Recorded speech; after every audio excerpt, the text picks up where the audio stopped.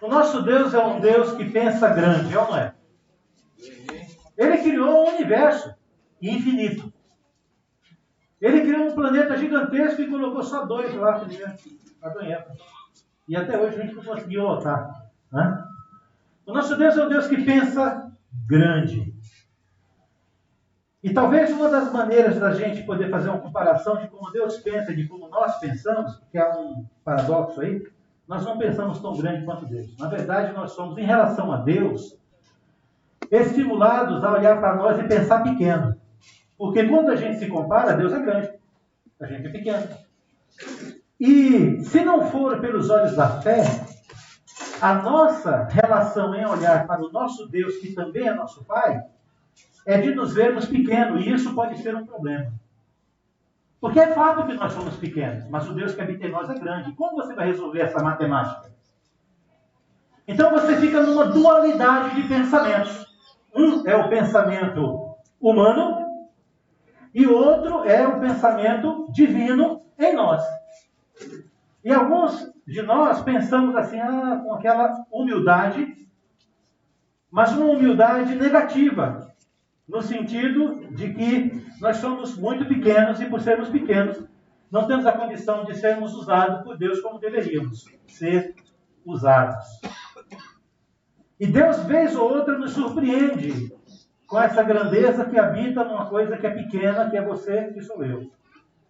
E eu e você precisamos e somos desafiados a ter maturidade para, reconhecendo a nossa pequenez, reconhecer a grandeza que também há em nós, que é de Deus. Está entendendo? Às vezes é meio confuso mesmo, porque a gente fica meio assim, né? Mas eu não sei se eu posso, não sei se eu posso. Está olhando para você. Mas quando você olha pelo pensamento divino, revelado na palavra, tudo muda. Quer ver? Jesus, certa vez, disse para os discípulos, o texto foi citado aqui, a seara é grande, e os trabalhadores são poucos. Então vamos imaginar, várias vezes eu fiz a viagem aqui para o Nordeste, e vindo de ônibus a gente passa por alguns canaviais. E aí, perto do cabo ali, né? Aí quando você olha, longe, cana, só cana. De um lado e do outro, cana. Uma seara grande, cana. Então vamos imaginar a cena. Você foi contratado para ser o colhedor daquela plantação de cana. Aí o patrão pega você, caminhonetona dele, leva na colina. Olha aqui, aí você olha, é cana. Seara é grande. Aí ele diz, e você vai colher tudo isso. Aí você olha para um lado, olha para o outro, não tem ninguém, só você. Aí depois aparece um só, mais um. E você pensa, peraí, a seara é grande, que bênção, que maravilha, mas só eu? E ele, para colher tudo isso, é motivador ou é desmotivador? Desmotivador. Agora vamos mudar um pouquinho. Seu patrão chega lá com a caminhonetona, para, e ele põe a mão no seu ombro e diz, meu filho, olha a nossa plantação. Agora, é desafiador? Negativo ou positivo? Essa área é sua? Não muda. Disposição mental. Muda. A fé é um dom de Deus, mas ela depende da sua disposição mental. Se você não pensar como Deus, você é pequeno e pequeno será. Mas se você pensar com a mente de Deus, você continua sendo pequeno, mas grande será. É meio louco o negócio, mas é assim que a fé é. Entendeu? A fé, uma vez um irmão nosso, ele não está mais em Cristo, o Aramis, do Rio Grande do Sul, ele contou uma história no Enoque interessante. Ele disse que uma preguiça chegou debaixo do pé de maçã, e ela olhou para o pé de maçã lá em cima, e ela olhou e viu lá um pequeno brotinho. Aí ela falou assim, vou comer aquela maçã. Começou a subir. Né? Chegou no ponto, ela parou. Olhou de novo, já era uma flor. Vou comer aquela maçã. Começou subindo de novo. Subiu mais um pouco, olhou. É uma fruta. Eu estava meio desviadinha, né? De vez. Vou comer aquela maçã. Continuou subindo. Chegou no galho. Olhou, estava madura já. Aí foi estendendo a mão para pegar a maçã caiu. Aí ela falou, tá vendo que é dar ter pressa? Devia ter ficado lá embaixo, né? Então esperar ela cair. A gente, muitas vezes, agindo, entre aspas, por fé, podemos nos dar mal. Porque nesta passagem da seara grande, tem a figura do Senhor, que é o dono. E temos a orientação de conversar com Ele, porque a fé é um dom que vem dele. Muitas vezes, alguns de nós confundimos nossos planos pessoais com a nossa esperança humana com a fé. E precisamos tomar cuidado, porque a fé, como um dom de Deus, ela está relacionada às coisas de Deus. Às vezes, Deus abre concessão para para nos atender nas coisas pessoais. Ele pode fazer isso. Mas nós não podemos confundir fé com projetos humanos. Entendeu isso? Principalmente quando nós estamos tratando da igreja. Nós vamos falar exatamente sobre esse tema. Essa fé necessária para nós cumprirmos essa missão de Deus, né? Que somos nós, a igreja.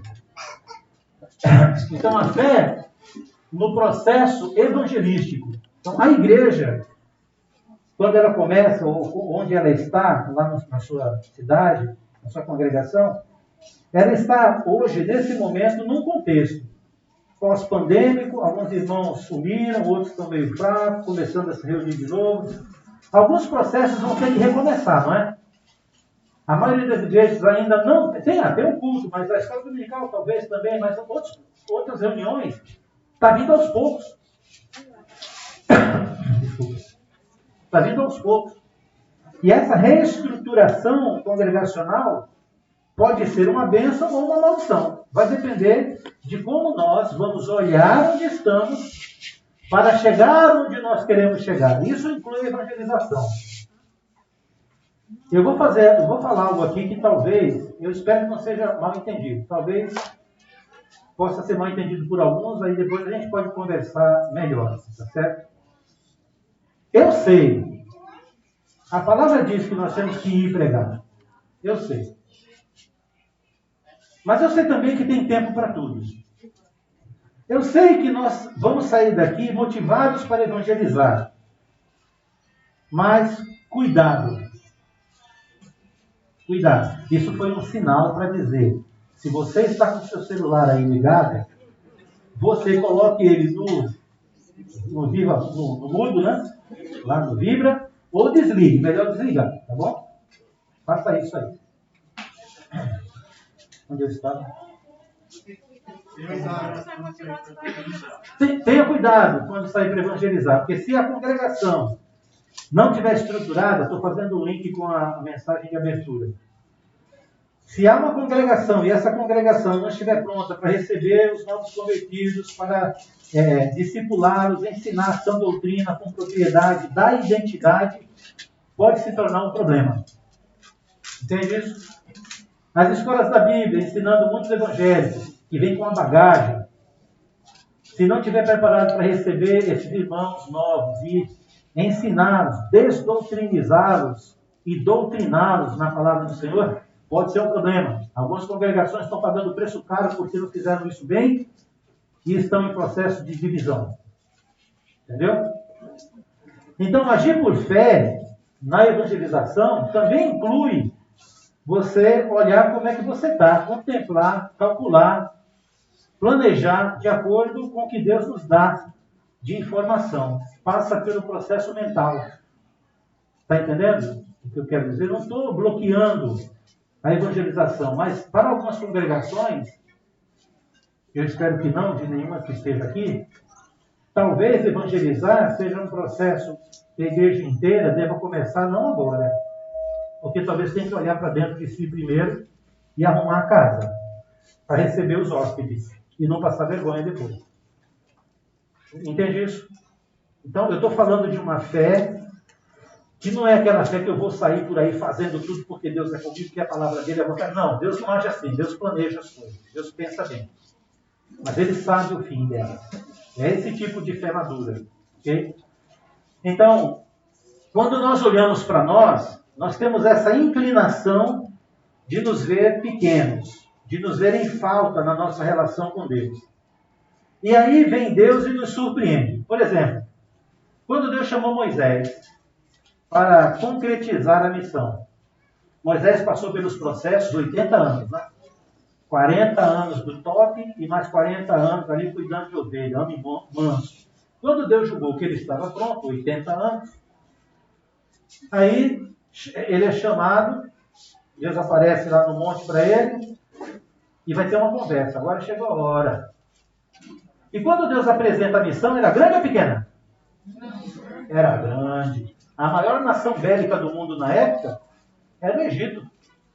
Né? Poderosa. E os israelitas, no Egito, se tornaram escravos. 430 anos lá, 230 escravidão. E Moisés, procurado pela justiça do Egito. Porque matou um egípcio e estava foragido. Tudo é loucura, não vai dar certo. E aí Deus se apresenta e fala para ele, olha, eu quero que você vá lá libertar o meu povo do Egito. Ele, mas Senhor, eu? Aí ele começa a dar aquelas desculpas que a gente já sabe, né? Mas nessa conversa, uma coisa Deus fala para ele. Ele diz, como é que eu vou fazer isso? E Deus fala, o que é isso aí que você tem na mão? Um cajado de pastor, um pedaço de pau de 2 metros a 2 metros e 20.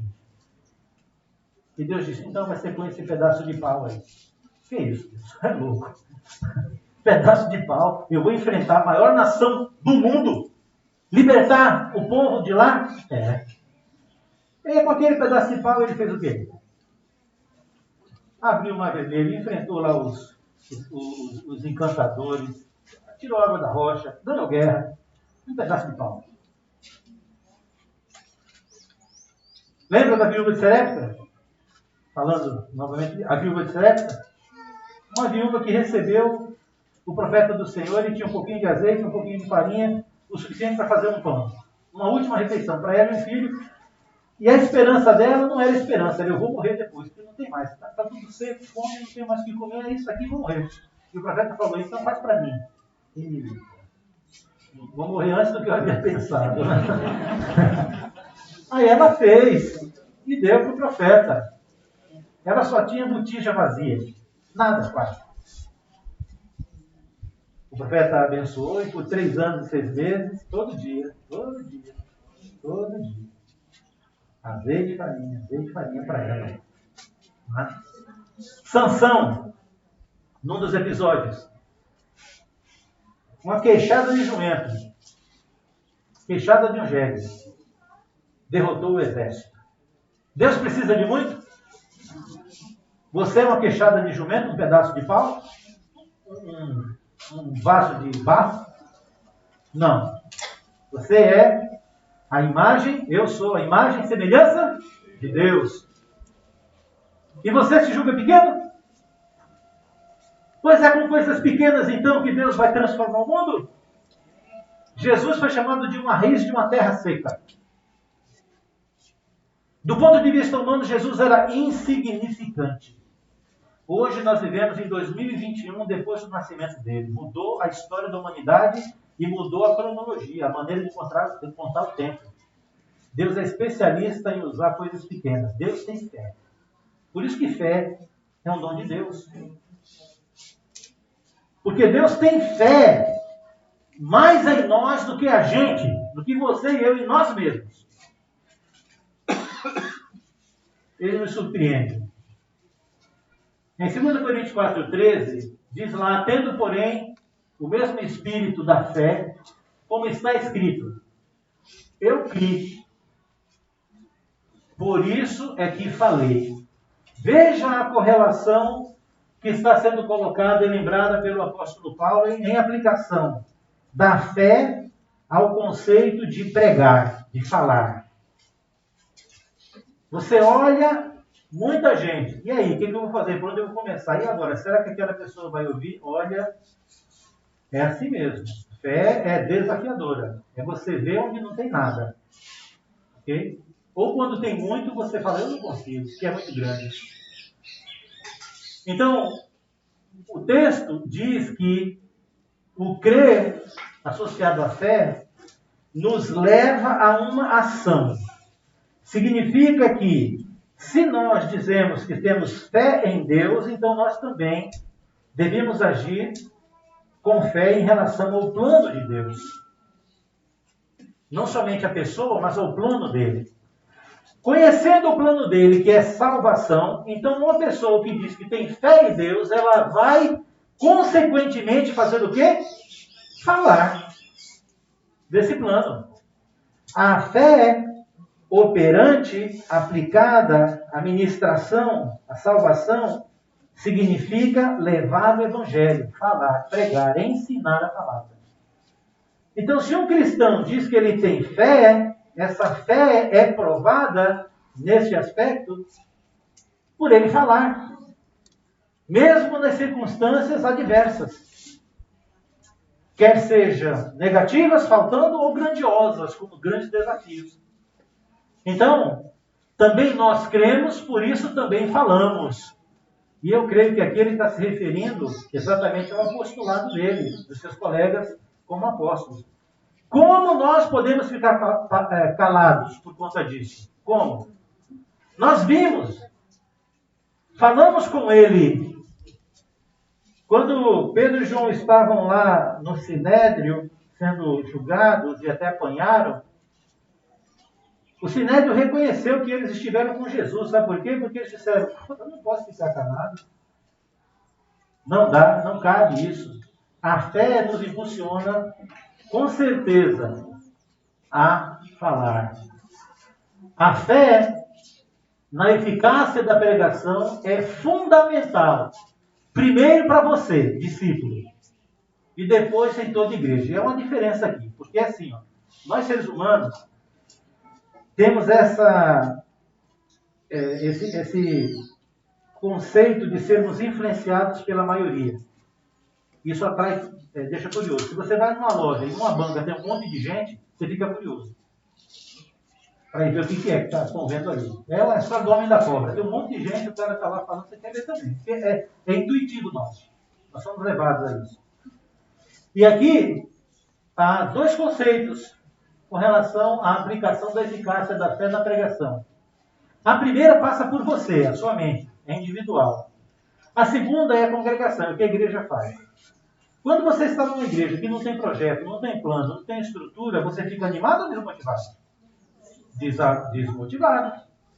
Né? Quem que vai para a escola para estudar sozinho? Só você e a professora. Você pode até ir, mas é um suplício. Né? É difícil, é complicado. A igreja foi pensada por Deus para ser uma estrutura motivadora, em que um cuida do outro no crescimento, mas com o propósito também pregar a palavra, evangelizar. Ela é dinâmica, ela tem que estar em movimento. Nós precisamos saber onde estamos, para onde vamos, o que vamos fazer, qual é a minha parte, ser treinado, ser motivado, ser cuidado, ser guiado, ser protegido. Que é o que uma liderança eficaz faz. Uma liderança eficaz, ela alimenta, ela protege e ela guia. E aí nós nos sentimos bem. Somos uma equipe. A igreja é uma equipe, uma família que sabe para onde está indo como congregação. Mas isso não elimina a sua responsabilidade individual, porque no dia da volta de Cristo, a igreja não vai poder livrar você. Ninguém vai chegar lá, deixa entrar, porque olha, esse daqui é na mão de pregação. Não. A salvação é individual. E mesmo que a igreja se perca, você ainda é responsável por sua salvação. Então há dois crivos aqui de fé. Queria falar um pouco sobre o primeiro. Marcos capítulo 5, versículos 21 a 43, contam duas histórias. Eu vou ficar falando, você pode ler depois, mas você conhece a história. Nós temos dois personagens aqui. O primeiro personagem é um homem chamado Jairo. Jairo, ele era fariseu. Os saduceus eram os que ministravam no templo, eram uma seita judaica chamada seita, relacionada aos sacerdotes. Os fariseus eram uma seita também judaica, que foi iniciada lá no exílio da Babilônia, diz respeito a homens de bem que queriam defender a fé e criaram uma sinagoga, que era um prédio local onde as pessoas fora de Jerusalém, em Jerusalém não tinha sinagoga, tá? Tinha um templo. Sinagoga era para quem era fora de Jerusalém. Fundada com 10 homens judeus, pelo menos, por conta do texto lá de Abraão, com Sodoma e Gomorra. Se tiver 10 ali, então criou-se a ideia de que 10, se tiver 10 homens judeus, pode começar a sinagoga.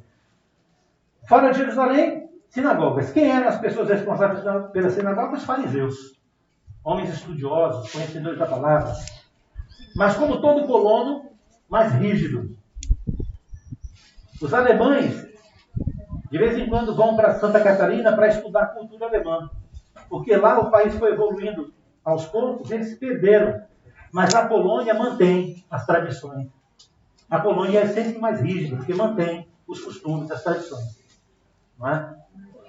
Então, Jairo, ele é um fariseu. Ele faz parte do grupo dos religiosos que eram contra Jesus. Declaradamente contra Jesus. E Jairo não era qualquer fariseu, ele era o chefe da sinagoga da cidade. Um dos principais da sinagoga.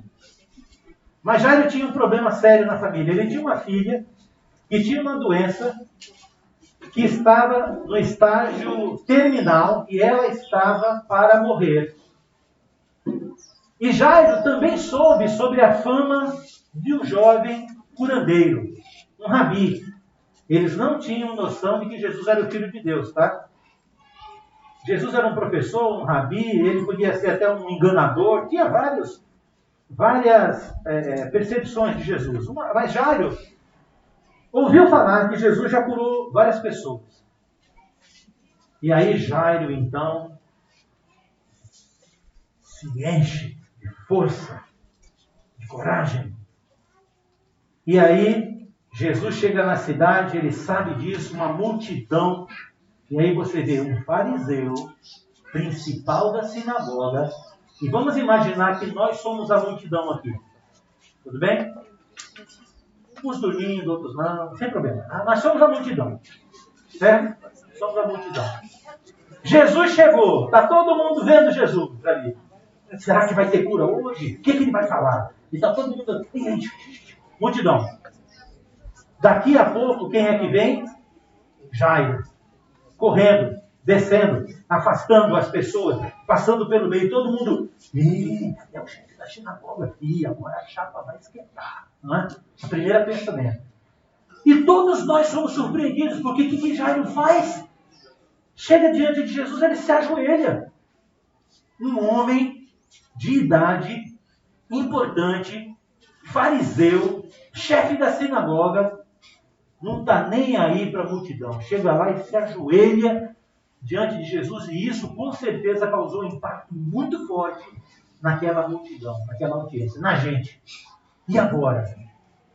E aí Jairo fala, eu vim aqui, Senhor, porque eu sei, eu ouvi que o Senhor cura. E eu vim aqui foi por causa da minha filha. Eu amo minha filha. Eu fiz tudo que eu podia para minha filha. E ela está morrendo. Quem aqui tem filhos? Vocês vão saber melhor do que eu, então, que eu vou falar agora. Seu filho pequeno começa a chorar, ficar meio roxinho, febre de 38 graus, 39 graus. Você pega, sai correndo, chega no posto de saúde ou no hospital. A enfermeira está lá, e aí você olha, cadê os médicos? Não tem, tem que esperar e tal e tudo mais. De repente você dá uma olhada assim, a porta abre e aí tem 2 médicos tomando um cafezinho, batendo um papo. E a atendente lá não tem que preencher isso aqui, tem que fazer aquilo lá, tem que considerar sua filha morrendo. Você já deve ter visto esse tipo de cena pela televisão, né? Você não quer nem saber, você mete o pé na porta e é sua filha. Não importa o que você quer. Eu quero curá-la. Eu quero que ela seja atendida. Não importa se eu tenho que ser mal educado, gritar, berrar, rolar aqui, não importa. Jairo colocou em risco a sua reputação. Jairo colocou em risco a sua função. Jairo colocou em risco a sua vida com seus outros pares fariseus. Ele arriscou tudo para se ajoelhar diante daquele homem, que nem ele mesmo acreditava que era filho de Deus nem nada, porque ele estava ali por causa da sua filha. Se dizem que ele pode, eu vou lá, porque eu quero tentar tudo. E como que a gente sabe disso? Aí entra a segunda personagem dessa história. A viúva. E essa mulher, a gente não sabe o nome, mas sabe o problema dela. Ela tinha um fluxo sanguíneo, que muito provavelmente deixou ela anêmica, e ela era uma pessoa que foi rica, mas que perdeu toda a sua riqueza se tratando com médicos, e em vez de melhorar, só piorou. E ela também ouviu falar sobre Jesus. Também ouviu. E ela pensava consigo mesmo, se eu pudesse tocar no veste dele, na aba da túnica, só isso bastava, Senhor. Se eu pudesse tocar, se eu pudesse, eu ficaria curada. Ficaria curada. Jesus está passando e a multidão agora está ali. Por quê? Porque agora tem show. Qual é o show? Está todo mundo indo para casa de Jairo. Né? Está indo para a casa de Jairo. E aí, de repente, Jesus para e a multidão toda, aquele efeito do dominó, para, o que houve? Aí Jesus fala uma bobagem, né? Até então entendi. Alguém me tocou. Está brincando comigo, né? Senhor, a coisa está tão aqui, a muvuca está tamanha que está todo mundo me tocando. Ele falou, não. Alguém me tocou porque de mim saiu poder. Jesus percebeu. Quem me tocou? Exatamente isso. Silêncio. Silêncio. Ela sabia. Mas a Bíblia diz que ela estava tremendo. Ela estava com temor e tremor. Ela estava apavorada, com medo. Ela se esguiou com todas as suas forças, empurrou para cá, empurrou para lá, deixou ser empurrada até conseguir relar na roupa dele. E sentiu na hora que ficou curada. E Jesus sentiu na hora que saiu o poder. E ninguém percebeu nada. Até Jesus dizer, quem foi? E silêncio. Não sei quantos minutos. E Jesus ficou esperando. Jesus falou, foi você. Não, ele não falou nada. Ele ficou olhando e esperando aquela pessoa, até não aguentar mais, romper consigo mesmo para se declarar, fui eu. Ela precisava passar por esse processo. E Jesus esperou o tempo. E Jairo olhando no relógio. Já não basta eu ter me humilhado, feito tudo isso. E é interessante porque quando Jairo terminou de falar, né, Jesus vai com ele. E aí um refrigério. No meio do caminho veio uma viúva pobre, mendiga, uma pessoa que era já até meio que à margem da sociedade, e por estar doente, talvez até amaldiçoada por Deus e tal e tudo. E essa história que eu contei, depois que ela se manifestou, ela que começou a falar a história dela, e todo mundo ouvindo. Eu era rica, parará, e o relógio. E Jairo, agora você imagina, Jesus é o médico tomando café. É o médico tomando café. Sua filha é a filha de Jairo, e você, Jairo. E aí aparece essa viúva, que agora Jesus para ouvir, sei lá quantos minutos, a história dela. Na boa, tomando café. Aí o inevitável aconteceu, né? chegaram os servos da casa de Jairo, com arrogância, com ironia. Ei, Jairo, seria assim, ó. Eu não te disse? Aí, ó. Tá vendo? Agora ficou feio para você. Tome, tua filha morreu. E por que a gente sabe que foi nesse tom? É o que Jesus fala, né?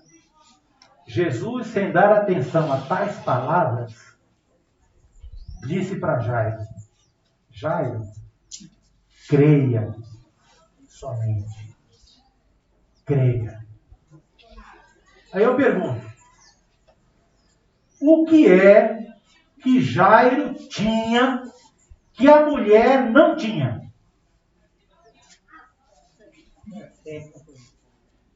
Não. Coragem. Coragem.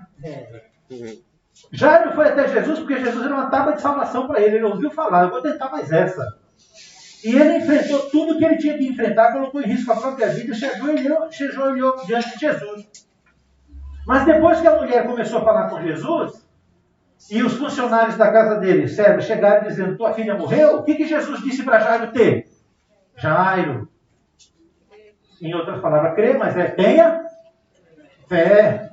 Porque coragem ele tinha para peitar todo mundo. Para enfrentar. Para pôr em risco a vida, a profissão, a função, a fama. Isso ele fez. Indo para Jesus. Agora, o que é que a mulher tinha que Jairo não tinha? Fé.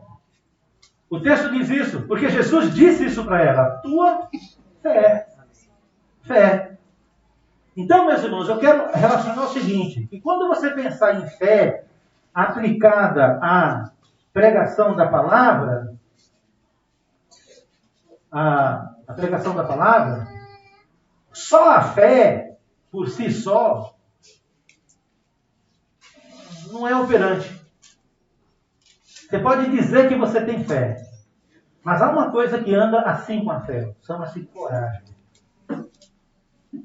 Coragem. Você olha a plantação e pode até ficar animado, eu tenho fé, mas e aí para fazer? Fé e coragem andam juntas. Se você quer pregar o Evangelho para pessoas alcoólatras, difíceis, mentirosas, e aí vai, e ver essas vidas transformadas, você vai precisar de coragem para iniciar o processo da fé. Está entendendo isso? Disposição mental que pertence a você, não à igreja. Você pode até estar numa congregação que não faz, mas e você? Você vai com a congregação? Você pode olhar para a igreja e falar, que pena, mas e você? Entende o que eu estou querendo dizer? Nós, os verdadeiros discípulos de Cristo, provamos quem somos, nesta linha que estamos falando aqui, associando a nossa fé à coragem necessária para colocá-la em prática, nos grandes desafios e nos pequenos também. Mas é preciso ter. Nosso objetivo de igreja, como sendo a igreja a missão de Deus, a igreja ela não tem uma missão. A igreja é a missão de Deus na terra. É a igreja que Deus deu a preeminência de ministrar, de levar a palavra. E ela precisa ter fé e coragem para isso, nesse aspecto que estamos falando aqui. Então veja só, Paulo vai dizer isso de uma outra forma. Ele vai dizer em Romanos 10, 13, porque todo aquele que invocar o nome do Senhor será salvo. Entendendo aqui, não como os evangélicos, o meio evangélico entende que aqui significa, entregue sua vida ao Senhor, levante a mão, faça uma oração e pronto, pela fé você está salvo. Não. A questão aqui de invocar o nome do Senhor está no contexto de entender, por exemplo, o verbo crer, relacionado a alguém que se tornou discípulo. É um pacote. Crer significa o quê? Alguém que obedece. Esta pessoa aqui que invoca o nome do Senhor significa de uma pessoa que tem intimidade para falar com o Pai como Pai, a Deus como Pai. E para Deus ser o Pai de alguém, a pessoa precisa nascer. Deus não é Pai de todo mundo. Ele é Criador de todo mundo. Agora, pai, ele é só daqueles que nasceram de novo, que receberam a adoção dele como pai. Para invocar alguém aqui, para invocar o Senhor aqui, está nesse contexto, entendeu? Agora, o mundo está cheio de pessoas que são criaturas de Deus. Eu fui uma criatura de Deus, todo mundo que está aqui foi, os mais recentes são esses 4 irmãos. Criatura, passaram por um processo, agora são filhos. Abba Pai, o Espírito habitando dentro deles. Então, entendendo essa passagem nesse contexto, até porque aqui é Romanos 10, depois de Romanos 6, porque em Romanos 6 já se falou como é que é esse processo, é o batismo, certo? Morrer e nascer de novo. Então, a proposta é, porque todo aquele que invocar o nome do Senhor, quantos Deus quer que invoquem o nome dele? Todos. Todos. Aí a pergunta é, como? Como é que todos vão invocar o nome do Senhor? Se eles nem conhecem o Senhor, nem dizem que são filhos, mas não são, nem sabem se são. Então, como, porém, invocarão aquele a quem não creram? Porque para invocar precisa crer. E crer é um processo. Passa pela sua cognição. Ok? E como crerão naquele de quem nada ouviram? Então está desconstruindo o processo, entendeu? A desconstrução agora é, para alguém crer, essa pessoa precisa ouvir. Por que crianças não são batizadas na igreja do Senhor? Porque, Jesus já atribuiu que elas são, delas é o reino do céu, quem quiser tem que se tornar como uma delas. Delas é, o verbo é tempo presente. Mas por que não são? Porque precisa de uma cognição para você ouvir e crer. Criança não tem a capacidade de ouvir uma pregação e crer. E depois dizer, eu estou arrependido. Prega para um bebê para ver o que vai acontecer. Né? É melhor você fazer assim, aí ele vai sorrir para você, pelo menos. Né? Ou chorar, depende. Então, e como ouvirão, se não há quem pregue? Opa, chegou mais perto. Todos, a missão, todos invocar. Chegou mais perto. Está pegando em mim. Como eles vão ouvir se não há quem pregue? Eu lembro aqui de Deus falando na revelação para Isaías. Quando Deus chama Isaías. Né? A quem enviarei? Como se Deus não soubesse. E só tem aí, Isaías olha para um lado. Eis-me aqui. Não tem ninguém, só eu mesmo. Deve estar falando comigo, né? Eis-me aqui. Mas tem um problema. Eu sou uma pessoa que tem lábios impuros. Não sei o que significava, não sei falar a palavra. O que é? Enfim. Sem problema. Uma tenaz lá, uma brasa do altar. Você tem problemas? Eu tenho. Esses problemas podem ser âncoras para ter uma fé prática? Podem. Se a sua disposição mental permitir isso. Agora, você pode dizer, como diz o Randy, disse, né, no 19, eu posso dizer, eu não quero. Mas eu não posso dizer, eu não posso. É melhor dizer, eu não quero. Por quê? Se há algo que impede, Deus provê. Foi o que ele disse para quem? Foi o que ele disse para Moisés também. Esse é o problema? Pedaço de pau. Esse é o problema? Jumento, pega meu jumento aí. Esse é o problema? Não tem problema não. Todo dia você vai ver uma coisa poderosa acontecer. Vai ter farinha e azeite. Senhor, eu não sei ler. Senhor, eu não sei decorar versículo bíblico. Senhor, eu não sou como aquele irmão lá que sabe tudo, decora tudo, fala tudo. Deus não precisa, olha, Deus precisa só de você. O problema é você crer nisso ou não. Você vive, aceita isso ou não. Ora por isso ou não. Deus não precisa de muito. Só de você. Lembre-se que o período que nós sabemos que exponencialmente a igreja mais cresceu foi no período que nem o evangelho eles tinham, no sentido que nós temos. A igreja do primeiro século, quando eles expandiram e foram pregando, eles tinham as escrituras completas? Não. E a gente tem. Estamos na vantagem, no lucro ou não? Claro que estamos. Mas o que eles tinham? Fé e coragem. Perseguição judaica por causa de Estevão. Sai todo mundo fugindo. Fugindo não é o verbo. Quem foge se esconde, fica calado na moita, intocado. E eles saíram falando, pregando o evangelho onde estavam. Isso não é fugir. Isso é sabedoria, preservar a vida. Quando Jerusalém foi destruída no ano 70, nenhum cristão morreu. O padre José escreveu lá. E os judeus ortodoxos que sobreviveram lá disseram que os cristãos eram todos uns covardes. Covarde nada. Eles ouviram a profecia de Jesus em Mateus 24 sobre sinais quando Jerusalém fosse ser destruída. E quando começou, linha. Todos os cristãos judeus saíram de Jerusalém. Isso é fé. Sem se preocupar com o que os outros vão falar. Uma fé ativa, que confia na palavra de Deus. O mundo é grande, mas eu quero que todo mundo me invoque. Aí vem eu e falo, mas Senhor, todo mundo? Até a minha sogra? Até o meu sogro?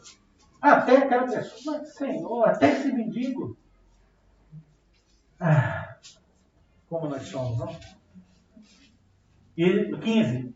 E como pregarão se não forem enviados? E aqui nós temos um contexto até mais profundo, que começa conosco, mas que não fica retido em nós. Não é? Vai se expandindo. E se não fosse isso, nós não estaríamos aqui em Pernambuco, aldeia, hoje.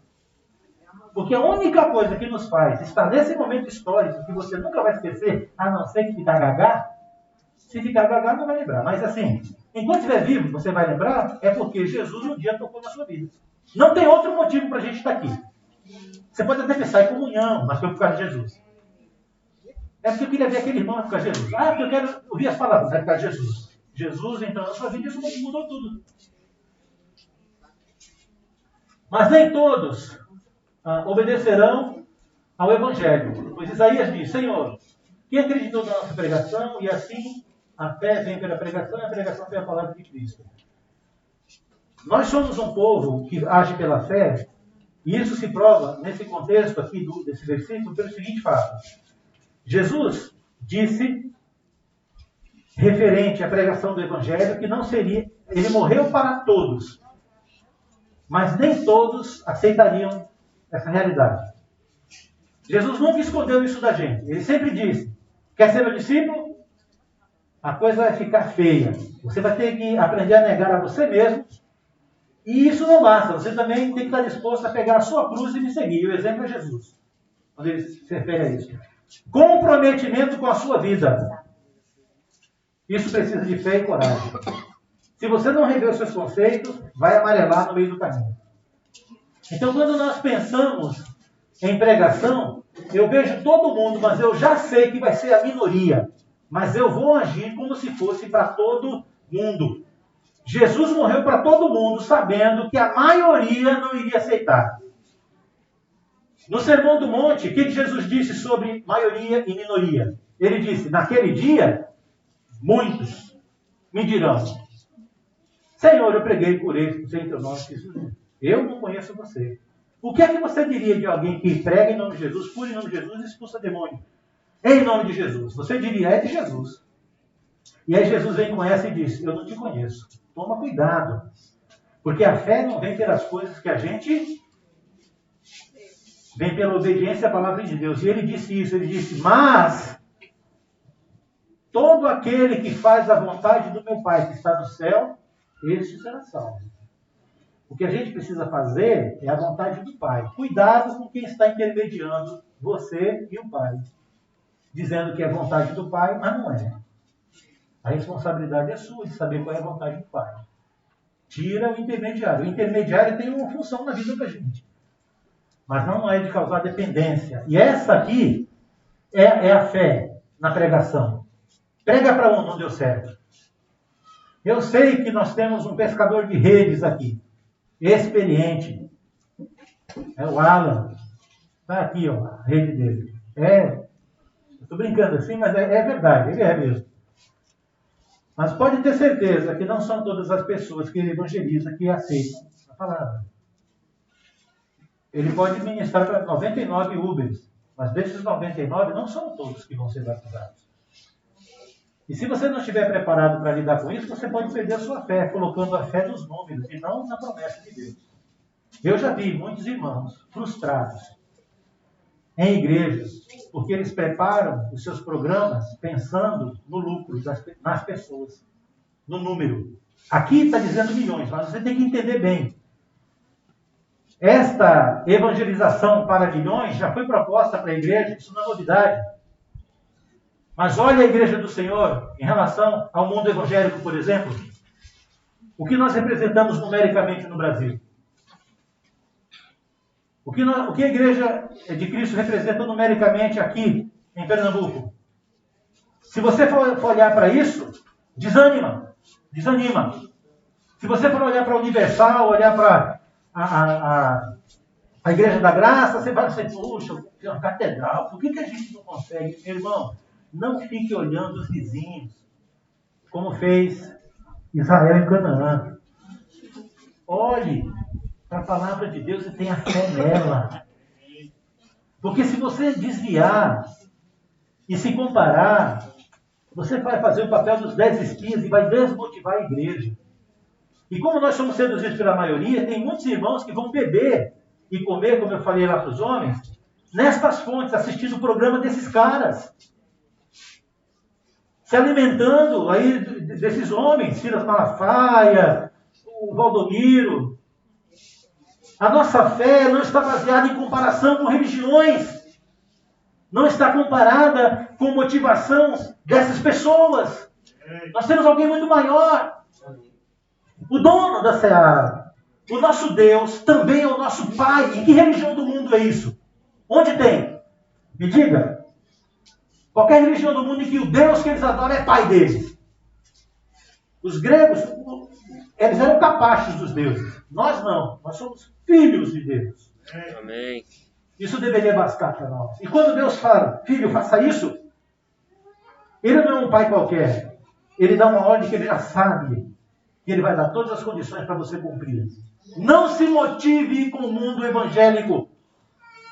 Pregue a palavra, porque essas pessoas, milhares que nós vamos pregar, elas precisam, necessitam entrar numa igreja saudável, que sabe a sua identidade, que sabe quem é, que sabe para onde vai, que defende a fé, que fala o que a Bíblia fala, que diz o que a Bíblia diz. Não tem confusão. Porque senão, isso pode ser um tiro no pé. Estou terminando. Nas palavras de Jesus. Tem muitas passagens. Tem 3 aqui só. Base para a fé na evangelização nas palavras de Jesus. João 17, 18 e depois 20 a 21. Assim como tu, oração sacerdotal, Jesus orando pelos discípulos, né? E por nós. Assim como tu me enviastes ao mundo, assim como, termo comparativo, tu, Deus, me enviaste ao mundo, você sabe a missão, né? De Jesus, sozinho, o mundo inteiro, salvar, pronto. Assim como tu me enviaste ao mundo, eu os enviei. Aqui está falando dos apóstolos, dos discípulos, ao mundo. Jesus repetiu o processo com eles. Não rogo somente por estes, e aqui vai o teu nome, tá? O meu nome. Você sabia que Jesus orou por você? Jesus, glória a Deus, orou por mim e por você. É para você imaginar o seu nome aqui. Não rogo somente por estes, mas também por aqueles que vierem a crer em mim. Olha aí. Me invocar por intermédio da sua palavra. Como alguém vai fazer isso se não tiver quem pregue? Ou quem foi enviado? Como? A fim de... É propósito, não é? A fim de é propósito. Que todos sejam um, como tu és, como és tu, ó Pai, em mim. E aqui tem um mistério revelado. Você já ouviu falar no conceito da Trindade? Deus Pai, Filho e Espírito Santo? Deus incluiu um quarto aqui. Jesus está dizendo que eles sejam um como... Ele está mentindo? O que foi que esses 4 irmãos receberam no batismo? O Espírito de Deus. Somos um. Não é mais uma trindade, é um quarteto agora. Uma tetra-trindade. Então ele diz lá, para ir concluindo, e eu em ti, também sejam eles em nós, para quê? Propósito. Designação. O mundo creia que tu me enviaste. E agora, o que eu e você vamos fazer com essa profecia? Com essa oração que Jesus fez por nós? Se a gente não crê nisso, isso significa ter coragem para pôr isso em prática, não tem outro plano. Simples assim. Esse é o plano. E esse é o último slide. Aqui nós vamos. Nas palavras de Jesus, então, Lucas 24, 46, ele disse: assim está escrito que o Cristo havia de padecer e ressuscitar dentre os mortos no terceiro dia, e que em seu nome se pregasse arrependimento para a remissão de pecados a todas as nações. Qual era o propósito de Jesus? Que fosse pregado arrependimento a todas as nações, começando ali por Jerusalém. Vocês são as testemunhas dessas coisas. Nas palavras de Jesus, é fé. A fé que Jesus tinha neles, para fazerem isso, hoje está em nós, para continuar fazendo. É fé. Jesus tem fé em nós, na igreja, que a igreja vai continuar aquilo que eles começaram, porque foi isso que Jesus determinou. Eu vejo fé aqui. Atos 1:8. Mas recebereis poder ao descer sobre vós o Espírito Santo. Naquele contexto, o poder sobrenatural do Espírito Santo era o necessário no projeto de Deus para a meninice da igreja. Mas isso não quer dizer que Deus não continua capacitando a gente hoje, de outras formas. O Espírito é o mesmo. A manifestação do poder é que é diferente. Mas é o mesmo Espírito. O apóstolo Paulo, escrevendo em Romanos capítulo 12, falando sobre a igreja, ele diz que 3 cooperam na igreja. Ele diz que o Espírito Santo capacita, a área dos dons é com o Espírito, embora ali também trate de dons sobrenaturais. Realizações é o Pai, é Deus. E a ministração, a maneira como nós servimos, é Cristo, é o Senhor. Os 3 estão cooperando na igreja. Não tem como dar errado. Não tem. A igreja é poderosa. E o último slide. Antioquia da Síria é uma igreja de fé. Como que a gente sabe que Antioquia é uma igreja de fé? Havia na igreja de Antioquia profetas e mestres, Barnabé, Simeão, o sobrenome Níger, Lúcio, Cirene, Manaém, que foi criado com Herodes, Colácio, que ele foi criado junto com Herodes, o tetrarca, e Saulo. 5 dias aqui na igreja. Alguns anos depois que Barnabé chegou lá, 5 agora. E servindo eles ao Senhor e jejuando, disse o Espírito Santo: separai-me agora, Barnabé e Saulo, para a obra que vos tenho chamado. E aí, a igreja em Antioquia se torna a primeira igreja de Cristo no planeta Terra a enviar missionários, a comissionar pessoas para terras onde nunca se tinha ouvido falar de Jesus. Precisa de fé ou não? É olhar aquele galinho e falar assim: vou comer essa maçã. É olhar para Tessalônica, é olhar para Éfeso, da grande Diana e falar: eu vou lá. É entrar numa cidade, ser apedrejado quase até a morte, jogado morto do lado de fora, ele volta a ter vida e entra para a cidade de novo. Então, jejuando e orando, impondo as mãos sobre ele, nos despediram. Meus irmãos, nós vamos fazer isso logo amanhã, nós vamos nos despedir. Não é? Para onde você vai? Daqui, tem várias congregações representadas aqui, talvez mais de 2 ou 3 dezenas. E nós somos concentrados aqui. Como lá em Jerusalém, como lá em Antioquia. E nós vamos ser dispersos. O que nós vamos fazer?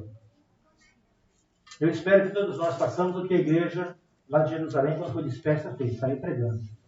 Eu espero que nós façamos o que a igreja em Antioquia fez, enviar as pessoas. E eu espero que isso nunca pare até Jesus voltar. Que Deus te guarde e te abençoe ricamente. Em nome de Jesus. Amém.